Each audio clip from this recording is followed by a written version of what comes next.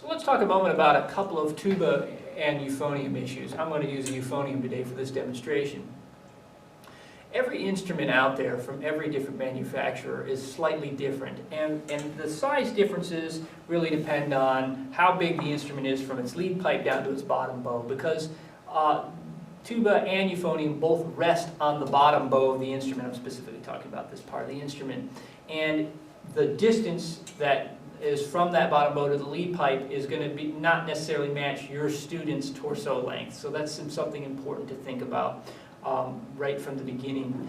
For those of you who start kids really young, I personally like to start all kids that I'm going to eventually move to tuba. I like to start them on the baritone or euphonium just because it's an easier instrument to sort of figure out how to blow the air. And it's an easier instrument to hold, certainly for a younger student. And most importantly, it's an easy instrument that they take home and actually practice every once in a while, which is a constant source of problem for us all. So if you get them started on those euphoniums early on, I think you'll have a little more success in just getting them on the right foot as far as some problems. Now, I'm talking about this bottom bow to lead pipe. Why is this such an important issue? It's because if you don't, as you can see, I'm taller. If I rest this on my lap like you would with euphonium, there's no possible way I can reach the lead pipe without leaning in. And much like trombone, trumpet, you don't want to bend the torso or cramp the neck at all. It's just going to lead to lots of difficult tension issues to overcome later.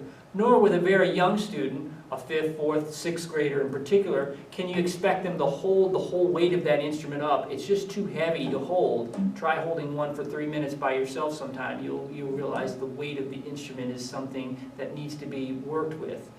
There's a lot of expensive stands out there to buy.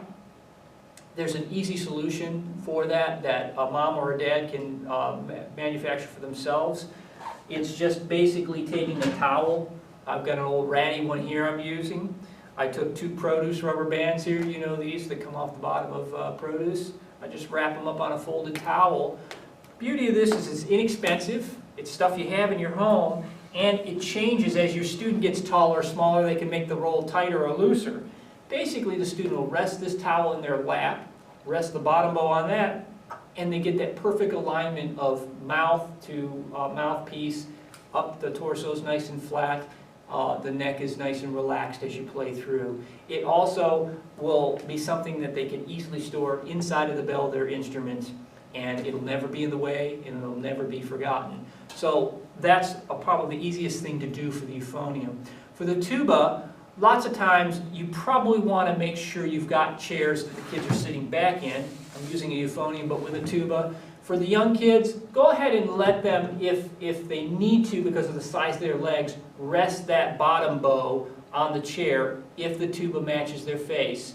If the tuba does not, then you want to get them to rest that bottom bow on their legs and use their legs as a lever to lift or lower the instrument so that they can bring it to their face. There's no fancy stand necessarily needed. If you have a particularly weak student, there are stands that can be used that will elevate or bring the tuba down for them. Those can be easily manufactured by yourself if you simply take a drum set pedestal and take the seat off of it and use that as a stand you can raise or lower that tuba up and down on. And that will be something you probably have in your classroom already that you can use for those students that need it.